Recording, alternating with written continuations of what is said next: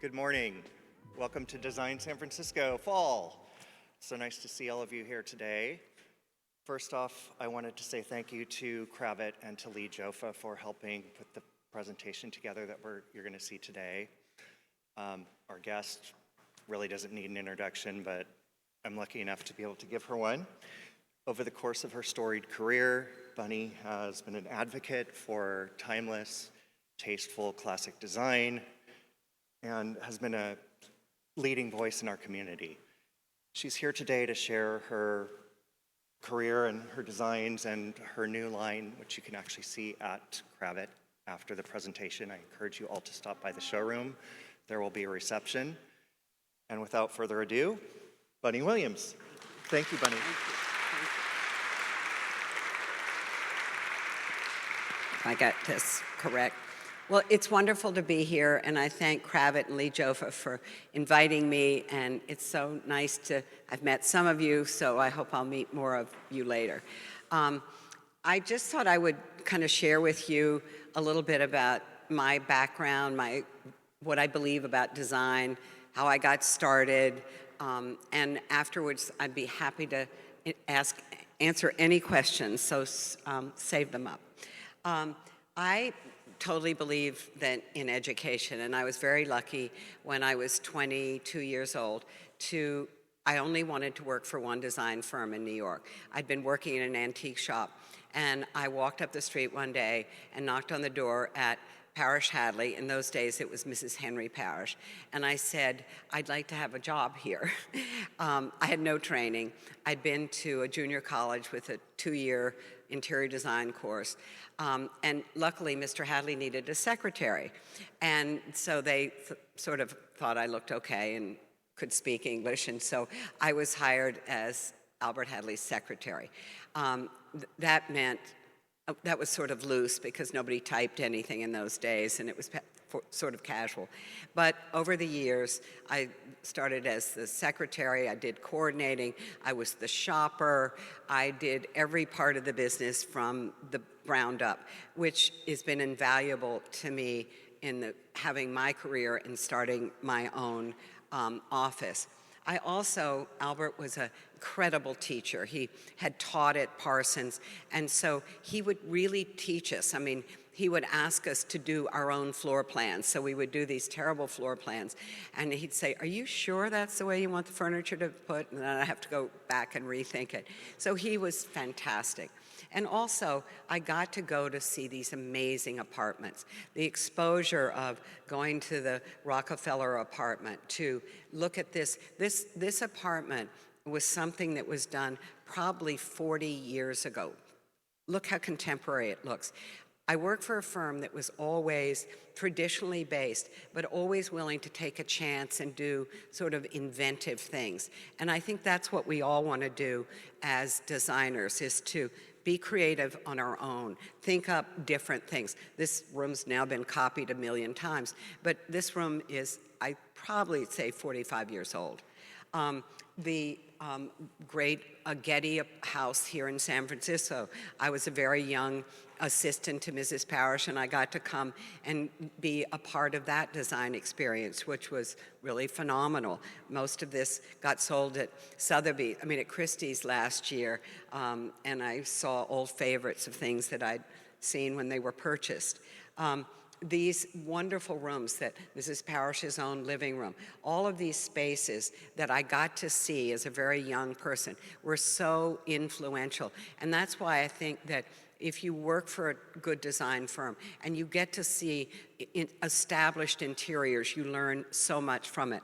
This was a Paley apartment on Fifth Avenue, and on the second day I was working at Parish-Hadley, I was asked to deliver a bag of samples, and I rang the doorbell, and the butler opened the door, and behind me was the Picasso painting of the boy and the white horse that's at MoMA, and I thought, I don't think that's a poster.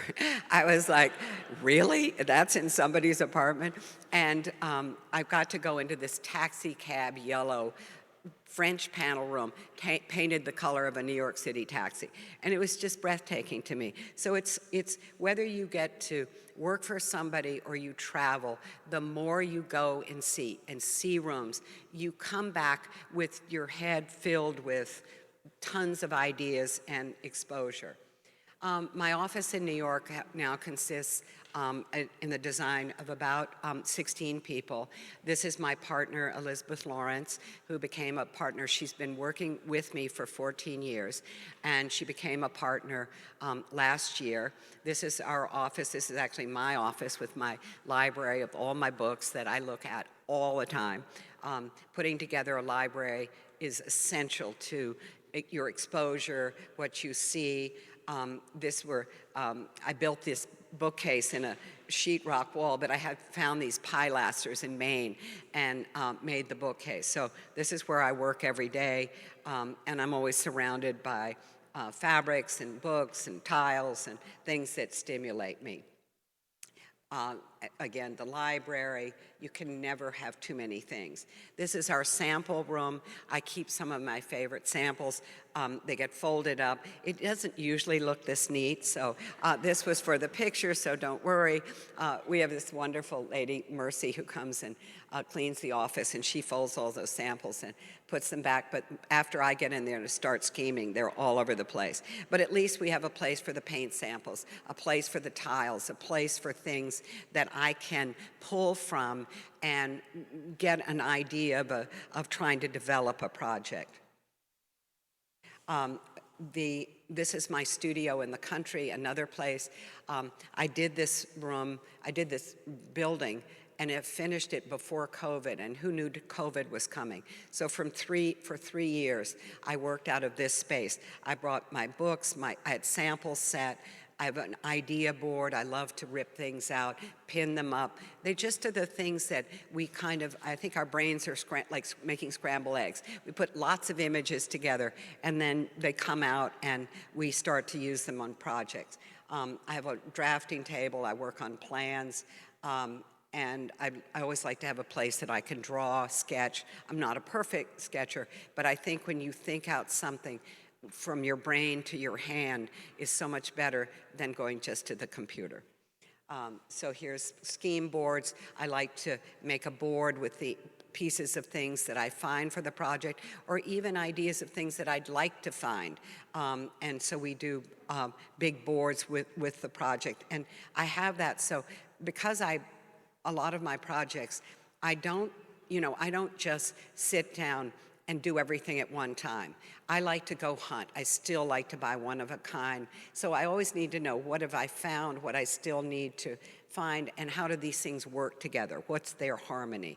So putting the boards together, I can see what I've done. So I think I'm just gonna show you a few projects. I often think people think, oh, I know what Bunny Williams does. Well, I do a lot of things because I believe that design should fit the architecture of the house, your client, their taste. We are doing something that someone else is going to live in. And I spend a lot of time with my clients trying to understand what do they imagine for themselves? How do they want to live? What is going to be right for the architecture of their house? Also, I think interior design, I like to think of my clients that this is forever. If they buy a piece of furniture, they're going to have it. Now, they may move, but that furniture should go with them. Things shouldn't be disposable. So consequently, I want for them to have the best advice on what to buy. This is a project that I did, I want to say 30 years ago. Mark Ferguson and Gil Schaefer were the architects of this house. It was a brand new house built in Nashville, Tennessee. The client was one of my favorite people. She knew exactly what she wanted. She wanted to build a big house for a large family that would be the family home. And the inside is still traditional, but timeless. I mean, the stencil floors, I still do them today. This house still stands the test of time. the big living room. I always like cozy seating groups. I always want people to know exactly where to sit, because not everybody comes to a house who's interested in interior design, but they should be interested in comfort, and the rooms should work for the use of that room. And so I usually do more than one seating group, and chairs that can pull up. There's a balance of big furniture, small furniture, and I also think scale is very important. Even in a small room, to put mirrors that go to the ceiling makes the space much, much more interesting. This was a wonderful family kitchen. There's a kitchen, it opens into the breakfast room, and I did painted ceilings. I love using artisans. We're so lucky we have these great different artisans. The tiles were hand-painted in Portugal. It's things like that that just, I think, make projects have a uniqueness and are one of a kind. This lattice room was a sort of link out to the porch, and it was sort of an odd space, and I said, let's do it in lattice. And it's a great place because they do buffets here, and then they eat on the porch, and it really functions. So it's mirror behind lattice. And the table in the middle was one of my favorite things, because on my weekends, what do? I go shopping. I love to shop, and I like to shop in person. I think today everybody sits in their computer, and they think they can buy from everything online. Trust me, I have bought so many things online, and I got them, and I thought, what was I thinking? The chair's too small, the back leg was missing, or you can't tell. So my suggestion is only buy from people you know. Talk to them. Every time I look at a chair online, I make the owner of the shop sit in the chair so I can see how big the chair is, because you can't tell from a picture. But the best thing you can do is go out and shop. And I was in a tiny little shop up in Egremont, and there was the table. And it was a bargain, but I thought that's the table for this room. And that's what's so much fun about what we do. I also love mixing fabrics, rugs, textiles together. This is, as I say, an older project, but I've just done a wallpaper for Lee Jofa that is similar to this, because I love damask patterns, and they work well with plaids, with prints, and I think it's still fun to mix patterns and textures together. The sun porch, I love porches, wicker furniture. I often like dark furniture on a porch, because when you look out at the garden, it really sort of becomes a part of the architecture. Then this is a house that is more recent, that is done for a young couple that had 3 wonderful young children. It's a traditional house, but again, mixed up with more contemporary art. The big table was a industrial table we found in the Marché aux Puces in Paris. It was probably from a factory. And it's the mixture of an industrial table and a pair of Italian painted chairs. I think the more that you mix things together, the more interesting the room becomes. Not everything looks alike. It's harder to do, but it's much more fun in the end. They wanted this big living room to be used as a family, so we have game tables, we have puzzle tables, we have a big chaise that she could sit and read to the children. This room is used all the time. The dog's on the sofa, and it's a family living room, but still very comfortable, and if they want to entertain, it can have a formality, but it was thought out to be used by the family and not a place you don't go. The dining room of this house, I love painted floors. You'll see a lot of them. And I think sometimes it's very pretty to have a very serene dining room, because then you can do whatever color tablecloths, and you can change it, and you're not stuck to just a color. I used to have a green and white dining room, and it bothered me, so I changed it to a more neutral, but it's really not neutral because I set the table all the time and I have these patterned tablecloths, so having a neutral background made it easier. The library of this house actually had a really hideous wood paneled room. The wood was just ugly, and I thought, okay, so I decided to ebonize it. and we just did it like wood furniture that you see is ebonized, and it's very dark, almost black, but all of a sudden it gave a life to this, this paneled room. The master bedroom has this beautiful grisaille wallpaper. I love these wallpapers. I've actually done one for Lee Jofa, a wallpaper based on a tapestry that has a grisaille subtlety. And that makes a room. I mean, it's gray, but you can put bright yellow with it, turquoise blue, but it's fun and it gives the walls a bit of interest. This is a house in Florida that we did for, again, a client that loves contemporary art. And as I say, I mean, this was a traditional sort of Florida Meisner-esque house. So I think of that when I'm, you know, picking things to go in the space. I also stood in this house when it was empty, and I thought, okay, what kind of color am I going to use? And I kept looking outside at the green of the hedges and the grass, and I thought, I just want everything apple green. I want it beige and green. So it, again, kind of ties into what you're looking at outside. There's a little bit of brown, but you'll see they're modern tables, period chairs. It's a real mixture. Contemporary art, very strong contemporary art. And I hope that, you know, that this has a, it doesn't become dated because you can't really pinhole it. The dining room, this is painted sisal carpet. I love taking sisal and painting it. This is sort of based on an Arbus carpet that I had in one of my carpet books, but it's just painted on sisal, which I thought in Florida would be fun. And a very contemporary table with a lucite top and sort of 50s Regency chairs that go around it. And the table can be moved if they need more tables in the room. Well, it's always hard. Then pink, I actually love pink, and this is the breakfast room, which is sort of pink and brown with a traditional English table and more contemporary white painted chairs. I love wood tables with painted chairs because it brightens up the room. If everything's the same color, if you've got wood chairs, wood table, wood everything, it can get kind of dreary. So I like different finishes. I like to mix different finishes. The library, it's got a desk and a game table, and again, the contemporary art. This was there's a guest house, and this was the large TV room that the kids all come, and they wanted a big place to watch TV.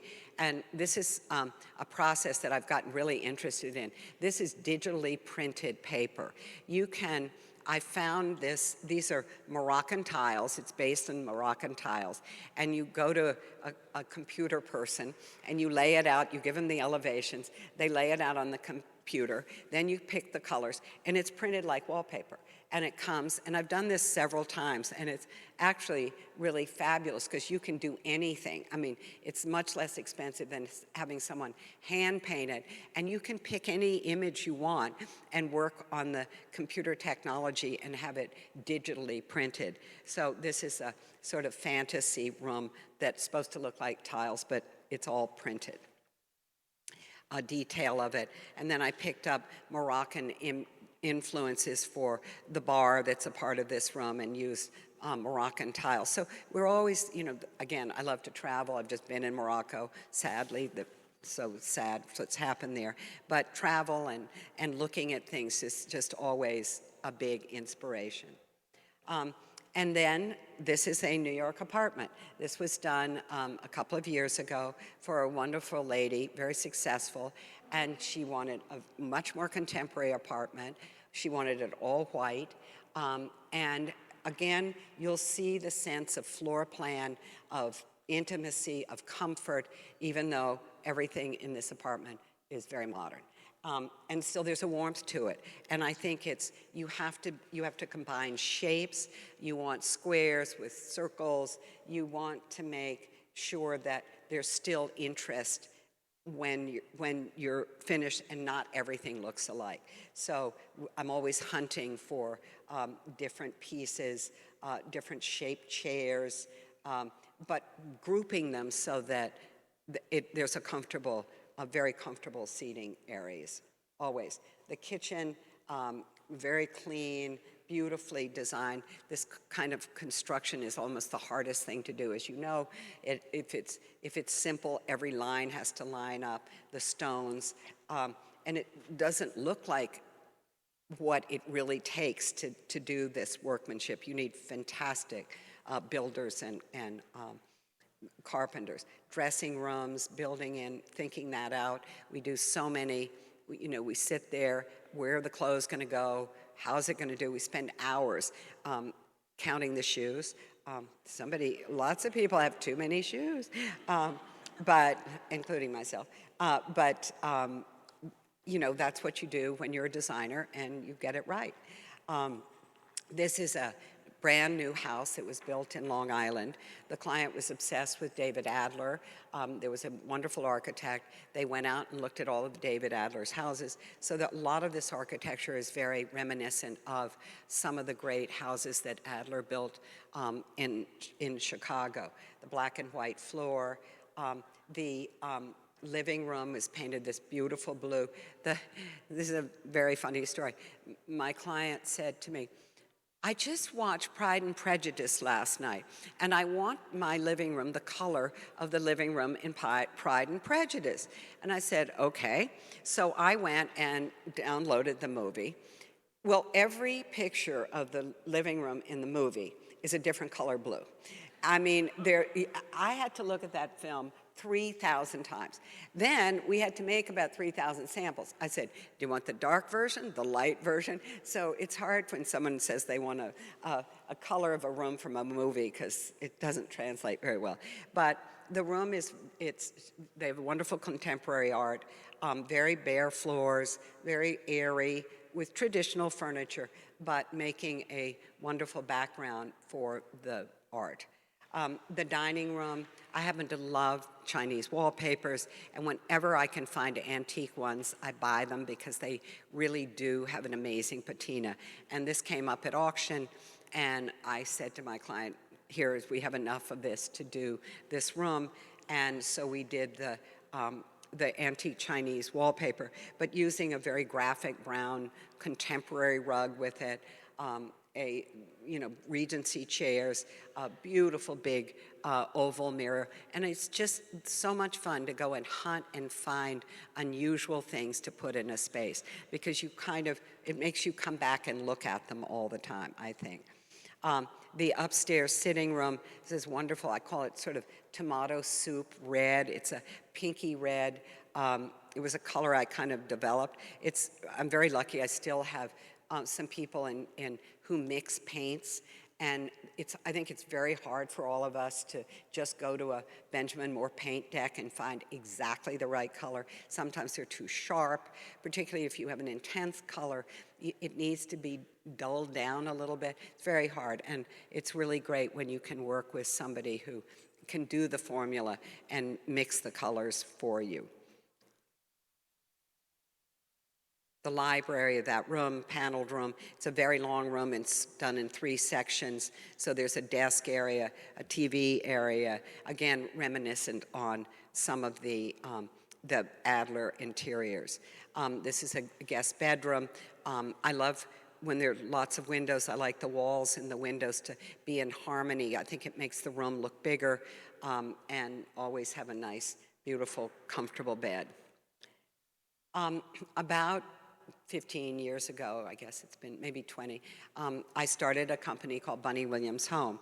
And I always say that I started it because I was spending so much time looking for drinks tables because I can't stand going to somebody's house, sitting down in a chair, and there's no place to put your coffee.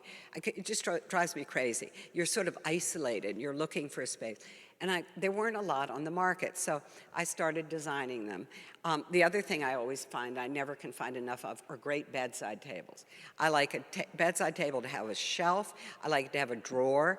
I like it to have a place I can put books and magazines or whatever I am. It's hard to find them. And certainly, there were never antique ones, and they were this big. You couldn't use them. You want a place for your lamp. So I sort of started designing things that I felt we all needed in our projects. And it's grown. We now do amazing upholstery, all kinds of things. I just this morning at 6 o'clock had a Zoom call with my team who are in Indonesia looking at the next collection, and I'm trying to redesign it on my iPad at 6 o'clock this morning. But it's fun. It's been an exciting thing to do. Allison Kakoma, who's here, has a number of her pieces in her showroom. Kravit has things in their showroom. Unfortunately, there's no place unless you come to New York. You have to come see our showroom in New York, and you can see all the pieces together. But there are things that, this bamboo desk based on sort of classical bamboo furniture that I love, but it has a little bit more modern look, a rattan chair. We do a lot of, this is a new coffee table that's a copy of one I have in my living room. So sometimes I copy things I own. That becomes an inspiration. And we have great upholstery. The end table, you can see in Allison's showroom, is one of my favorite. I can't remember the names of anything, but it's mahogany and black. Again, the furniture all has detail. It all has something to make you come back and look at it. This is our newest dining room table that is almost looks like, it happens to be wood, and it's gilded wood, but it almost looks like folded metal. And the top is linen that's been finished, so it's completely wipeable, indestructible, and it looks beautiful with modern chairs or antique chairs around it. It's got just sort of things that I consider transitional. They fit anywhere. I've done a whole collection of wicker, this called the Triage collection. You may or not know John and I, my husband John Rosselli and I had a shop for 20 years in New York, a garden shop called Triage. And I've taken some of the inspiration of things that we had in that shop and created a collection for Bunny Williams' home. So this rattan furniture is just beautifully made, interesting, and incredibly comfortable. It's not outdoor, but I'm doing a collection now of outdoor furniture. This is my apartment in New York where I used some of my new fabrics for Lee Jofa. This is my living room. I covered one of my chairs in one of my favorite prints that if you come to the showroom, you'll see it later. And the Italian chair is in this beautiful embroidery. I love textiles, I always love them. I have 2 armoires in my office filled with scraps of fabrics that I always think, oh, why can't I find this? So I was very lucky to be able to work with Lee Jofa to reproduce some of these and to make them. And again, I like, when I'm doing a scheme, I might have a print, I might have a stripe with it, I might have a piece of embroidery. It's all kind of organic, or when you put it together, but then I think it makes the room have a feeling that it just didn't get done that moment, that there's this is embroidery, it's just absolutely, and the colors are odd and ones that I love, but they mix well with other things. This is my library in the apartment in New York with this, almost it's a batik-inspired print that comes in different colors. And I love fabrics with a border because you can use them around the skirts. You can use them on the front edge of curtains. So you can take the border and make things very interesting. And the curtains are a beautiful stripe that is matte and shiny at the same time. Again, it's putting different textures together. So you have something a little dressy and something a little plainer. This is the corner of the bedroom in my apartment, and I had these beautiful pink walls, a painted floor, and so when I did this fabric, I recovered a chair to put in there and redid the curtains in this really wonderful embroidered white on white fabric. It comes in blue and white, different, but it has a beautiful hand, and it makes really wonderful, it hangs so well. So it's fun to be able to use some of these fabrics in my own home. This is the library of our apartment with one of the rattan sofas in the Indonesian print and a bench that is covered in another colorway of that embroidered fabric. And I love using these again, it's texture. Something's flat, something's embroidered, and I think it makes the schemes more interesting. This is the same, this is the blue version of that Indonesian fabric on upholstery, and it's just the prettiest color blue. I'm a blue fan, obviously, and it's really ties together and is serene and cool. It's not too busy. I also did some wallpapers. I love wallpaper. And this is based on a tapestry. This comes in this strong color. It also comes in a grisaille that's fabulous. And it makes a great background, whether you do a small room in it or a powder room. It just becomes and because it's all over, pictures look good on it. You can put modern pictures on that.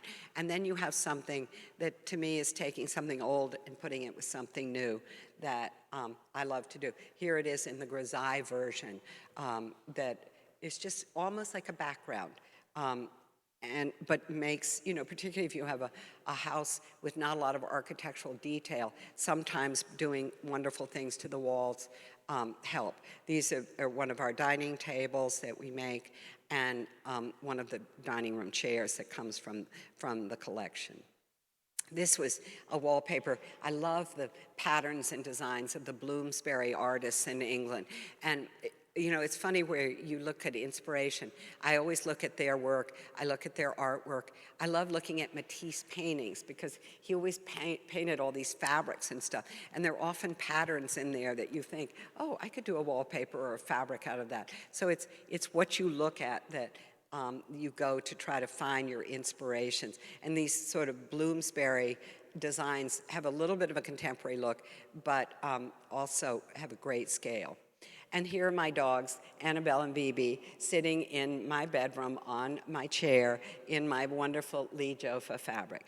I believe that dogs should always have a place, and mine are with me all the time. But thank you all very much, and I'm happy to answer any questions.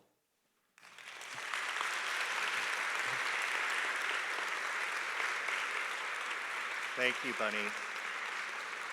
Do we have any questions? Somebody must have a question. Thank you so much for that. That was beautiful.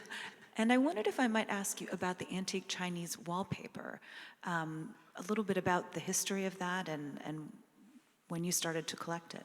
Well, the antique Chinese wallpapers were, you know, it's interesting. One of the most interesting stories is the whole thing about the whole China trade. England and France and even America, but particularly England and France, all these ships were going to China for trade.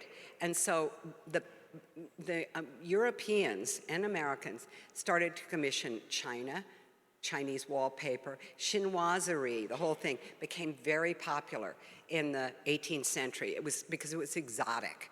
And people would come back from China on the trade ships and there were these Chinese things. So if you go to England, you go to these stately homes, almost everyone has a hand-painted Chinese wallpaper. They were in bedrooms, they were every place. This was before wallpaper was printed. And so it's what Gracie does now, it's what de Gournay, they copy that.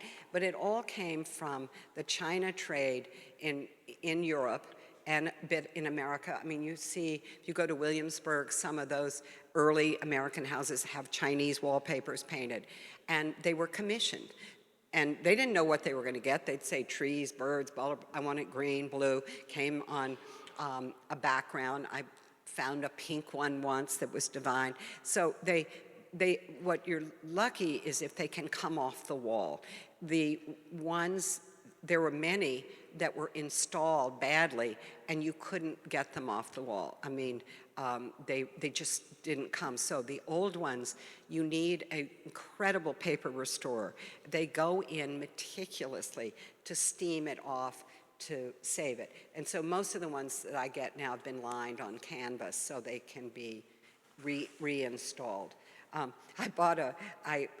Somebody sent me a picture of a grisaille paper that I knew the origin on. Dufour was this was a printed wallpaper. And they sent me a picture and I said, oh, I want to buy that. John and I had built a house in the Dominican Republic and it was big sailing ships. And I saw the picture. It was just perfect. It arrived, and it was in pieces this big, because they didn't tell me that they couldn't get it off the wall. So, I mean, there were some bigger pieces. And I thought, and it sat in these paper bags for years. And then finally, I talked to the store, and I said, can you put this back together? And he said, yes. And so I managed to save it. So that when you see them in quantity, it's quite rare, because they often went up and couldn't come off in one piece. Yes?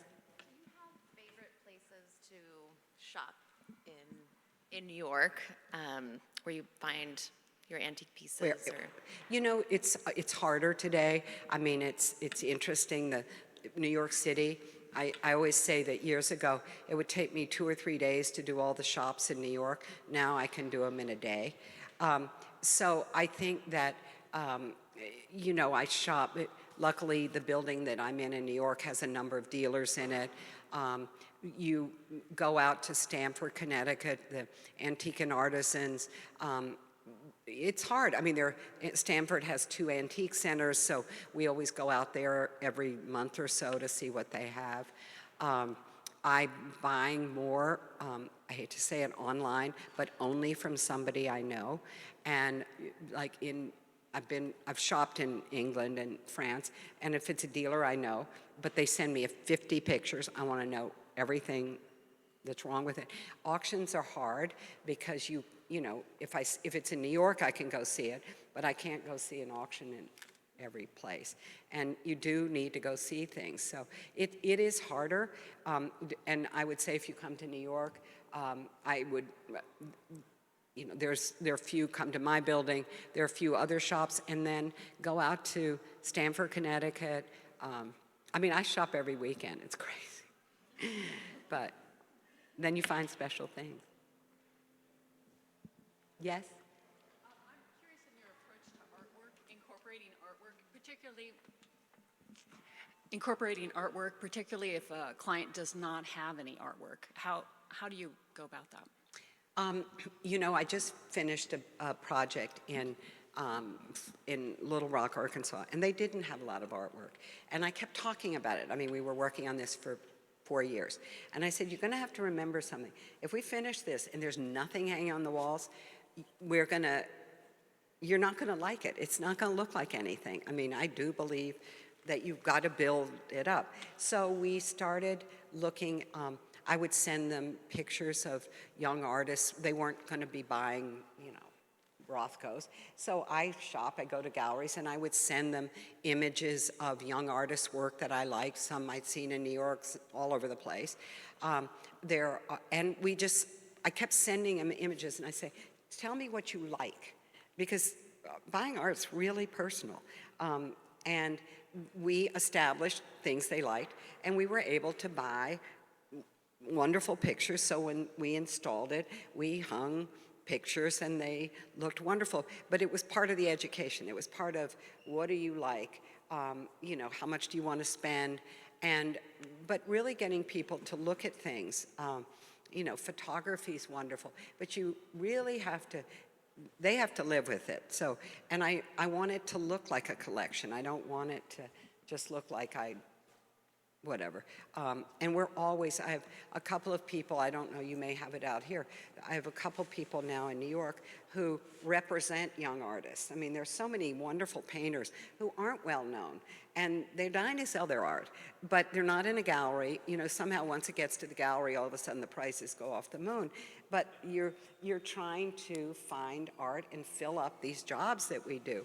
And so I really like it when they bring me art, you know, work of 10 artists. I don't like everyone, but I do think you have to work in the beginning with your clients and talk about it and try to find things they like and that you think will look good in what you're doing.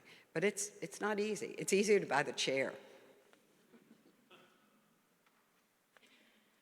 Any more questions? Yes.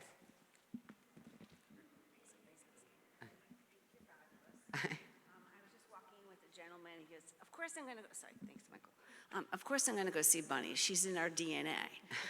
So I appreciate that. if I could get a little personal, you used to say that you love to stay in bed in the morning and just flip through all your pages for inspiration in your books, and do you still do that? Not many mornings. Unfortunately, my days are very full. I probably do it at night more than in the morning. I like to read, but now I've been trying to exercise, so my exercise trainer comes at 7 o'clock in the morning. And so I have to get up, do that, and then I have to go to the office. So I'm like the time, but I like to get in bed early and look at books, and on the weekends, John and I will sit up in the studio that you saw pictures of, and we look at things, and but you know, my days are a little busy. But so the mornings are kind of taken up now, but I wake up early and I get more done. So I don't mind getting up early. But it's not exactly, I don't have lazy mornings. And also my dogs get me up. Yes?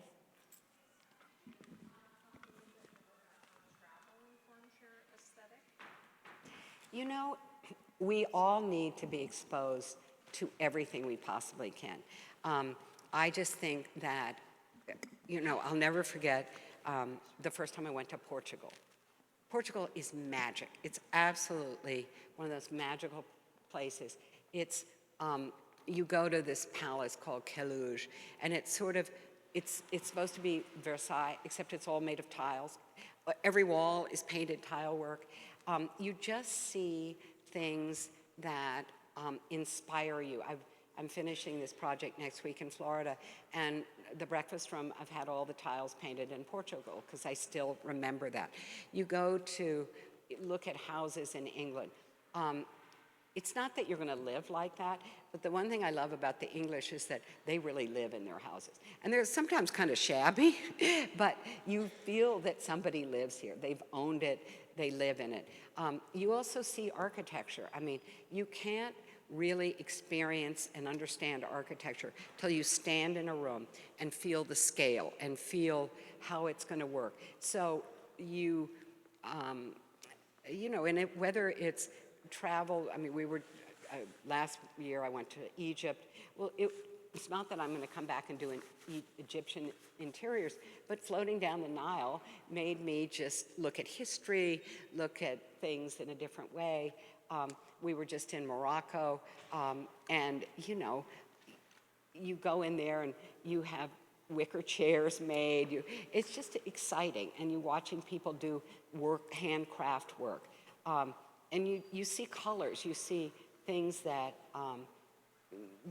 go in your head. You take pictures, you come back, and but I think we need to always get out of our own environment and see something special. Yes? Thanks so much for sharing these beautiful projects with us. Very, very inspiring. I had a question on one of the rooms. The room that you had the computer-generated wallpaper had a black and white chevron floor, and I was curious, is that a painted floor, or what was that created? How was the floor created? That's a painted floor. Gorgeous. Thanks. Yeah, I love painted floors. They're so cool to walk on. I mean, I have one in my apartment in New York in the bedroom. I don't have a rug. You're supposed to have rugs in your apartments in New York, but I was barefooted anyway. But it just feels good to walk on. And you can do things. You can do all kinds of different things and have different artisans paint it. And, you know, I feel so strongly that what we do, I want my clients to have it forever. You know, it may not be the apartment that they live in forever, but I hope that what they buy, they will take with them. I know for myself, you know, I had furniture in my living room in Connecticut, and I was able to buy something better, but that piece of furniture went upstairs to a guest bedroom because I liked it. It wasn't terrible. And I think that when you start, particularly if you're working with a young person, you want what you do for them to be with them. They may move to a bigger apartment or a bigger house, but they shouldn't have to get rid of what we do because, you know, you want a permanence to it. And I think your interiors get richer for that. And they get more timeless. I hope that people walk into what I do and they think, when was this done? And I tend not to be too extreme because you can really get tired of too many primary colors in a room. It may look good for the photograph, but do you really want to live in it? So I'm always thinking of that too. Yes? Tips on the painted floors as far as maintenance and the type of paint that you would use so that it does last the... They're incredible. They're incredible sealers that go on top of the painted floor. They don't scratch. I mean, they're really amazing. I can't tell you the brand name, but the people who do it. So now you could scratch it if you pull something really heavy over it, but I find mine have been, they wear really well. Where it can wear more is something like a kitchen, but sometimes that's pretty. There's something about an old painted floor. Sometimes if I'm going to do a kitchen painted floor, I sand it to start out so it already has a little bit of patina because it's probably going to get more. Yes?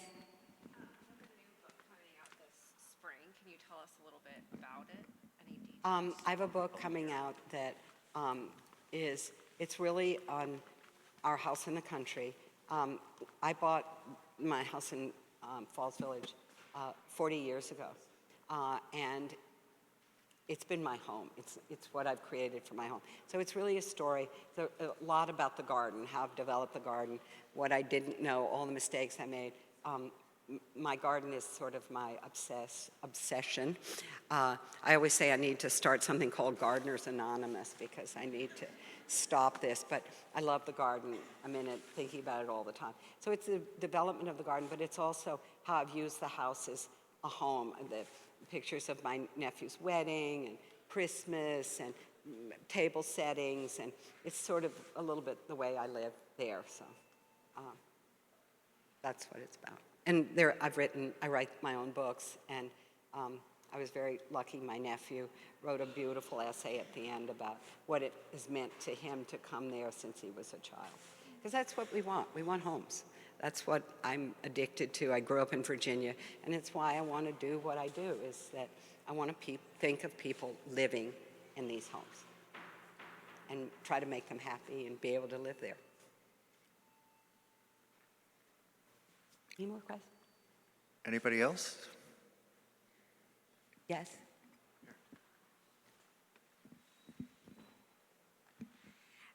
I noticed that you're really thoughtful about ceilings, and ceilings is something I find challenging to think about, and I know trends come and go with what everyone's doing with ceilings, but how do you like to think about ceilings when you're designing? Ceilings are very important because if you think about it, a ceiling is almost the biggest element in a room that you don't deal with.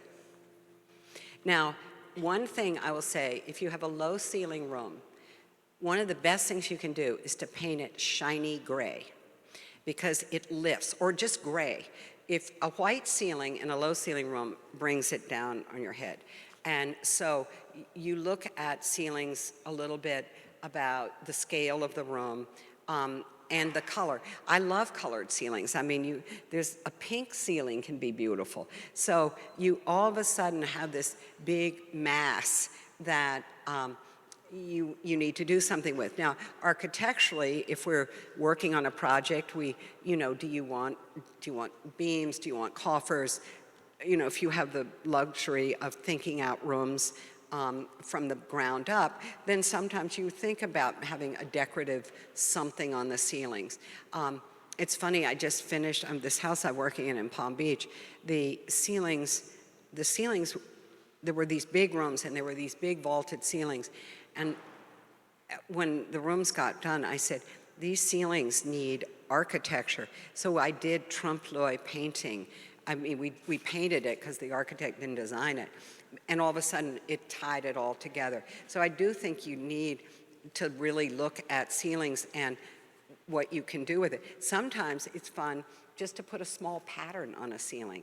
I wouldn't put a big, strong pattern, but sometimes you can make a room interesting by just putting a little small pattern wallpaper on the ceiling. But I do think ceilings get overlooked, and they're certainly a big element in a room. Thank you all very much, and I hope I'll see you in the showroom.